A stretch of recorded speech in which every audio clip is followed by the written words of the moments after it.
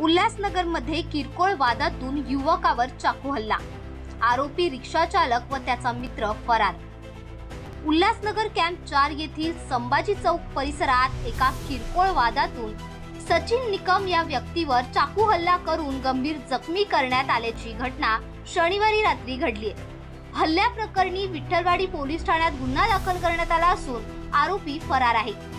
सचिन आणि त्याचा मित्र उपेंद्र हे दोघे लाल चक्की चौकातून प्रशांत बारमध्ये दारू पिऊन रात्री सुमारे 11:30 वाजेच्या सुमारास ते बाहेर आले। त्यावेळी उपेंद्रने एका ओळखीच्या रिक्षा चालकाला आवाज दिला आणि सचिनला घरी सोडण्यास सांगितले। मात्र किरकोळ वादातून रिक्षा चालक व उपेंद्र यांच्यात बाचाबाची झाली। सचिनने मध्यस्थी करण्याचा प्रयत्न केला।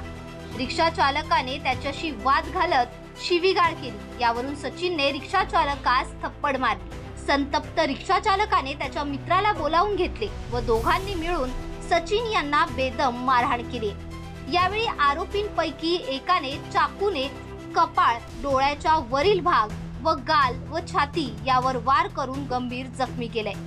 जखमी अवस्थेत सचिन निकम यांना तात्काळ मध्यवर्ती रुग्णालयात दाखल करण्यात आले असून पुढील तपास विठ्ठलवाडी पोलीस ठाणा करत आहे।